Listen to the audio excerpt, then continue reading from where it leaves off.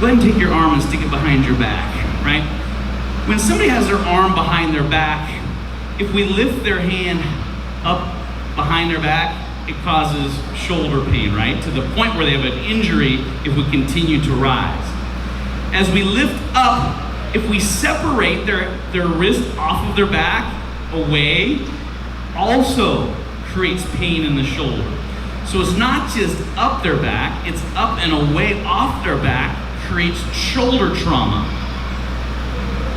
If we have our partner start out with their arm behind their back, he's got his right arm, I'm gonna come up from the behind position using my left hand like a snake.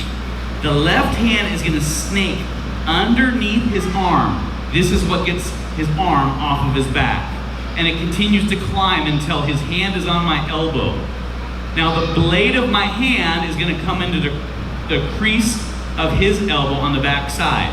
So his hand is on my elbow, my hand is on his elbow. So now once we're in this position, I'm staying kind of low because if I rise up, it's gonna lift his hand up, which is gonna cause tension, right? The hand in the back of his elbow is gonna slice downwards, and downward pressure helps this rise up. Now, if I do down with the wrist and up at my elbow, it's gonna apply pressure on his shoulder, which is gonna cause him the need to alleviate the pressure. He alleviates the pressure by putting his head down. Here goes. I go up, he puts his head down. And I'm not really progressing this higher up his back, even though I'm going up, because he's accommodating with a forward head, right? So again, his right, my left, I snake it, palm towards me, until my elbow catches. My hand comes into the back crease of his elbow. Now I know when I raise my elbow and push down with my wrist that he's gonna wanna accommodate. I need to prevent that before it starts.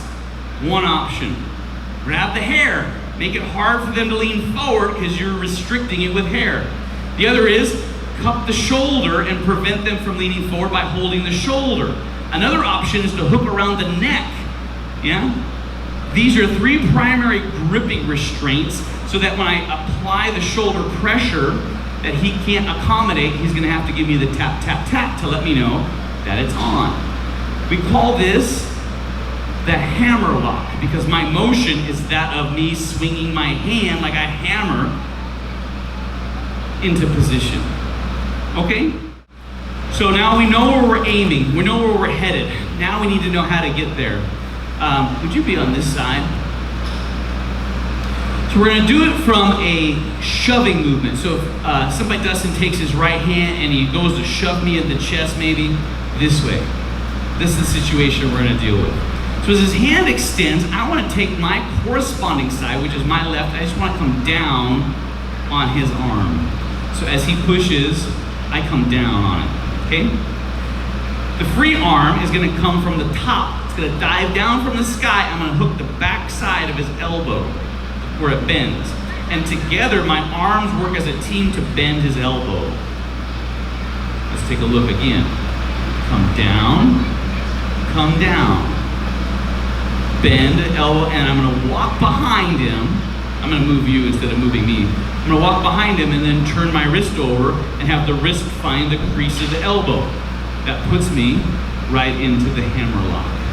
Let's go slowly.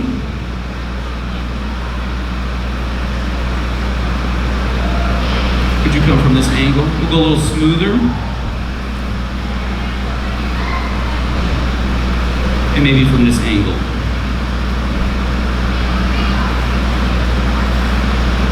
Okay, so I'm doing some footwork. I'm not staying still to help me get in the right position to apply the hammerlock. All right, now we're gonna play with the arm lock that we were doing earlier. So if I have your hand, and we can get to the arm lock just from the stagnant position where we were here. So this is the situation that we're dealing with now. Is I'm trying to make this arm lock work. I got the fingers pointed to the nose. I got the wrist up against my belly. I got the arm in the right spot. Now, if I remove myself but kind of keep his arm fixed, The arm lock is in good position right now because his hand is far away from his hips. But as his hips come closer to his hand, even though I'm doing everything right, his elbow will bend, and now I lose it. So one of the escape routes for Senpai Dustin is to walk his hips close to mine. And then his elbow bends. But look, I've got my hand in the crease of his elbow. All that needs to happen is I place his hand in the crease of my elbow, and I help him find posture. And when the Hammerlock is on. So once we get, especially to an arm lock, once we get to a lock, this joint lock has friends. And I'm almost anticipating him escaping. I just want to know which way do you want to escape. If his elbow starts to bend, we just feed it, and we're in business. We just transition to another lock. The thing about joint locks, plan A hardly ever works. And if you try to make plan A work, you're going to usually end up in failure. Plan A, joint lock A, since it's not likely to work, needs to have friends. And when you know what the escape routes are and you know it's probably going to fail, it's simply a route to get you into a deeper lock. You're ready for them to wiggle out, and when they do, they end up in a deeper spot. It's like that, what was it, Chinese finger trap that we used to play with? Stick your finger in this end, your finger in that end, and everybody laughs at you because when you try to pull your fingers out, it tightens. And the harder you try to pull your fingers out, the harder it tightens. It's kind of like that with joint locks. You get the joint lock 1, they try to get out. That puts them in joint lock 2, and it just gets deeper. The more they try to escape, the deeper into the joint locks they end up, if you know what joint lock friends are. Any questions? Okay, let's armbar to hammerlock combo.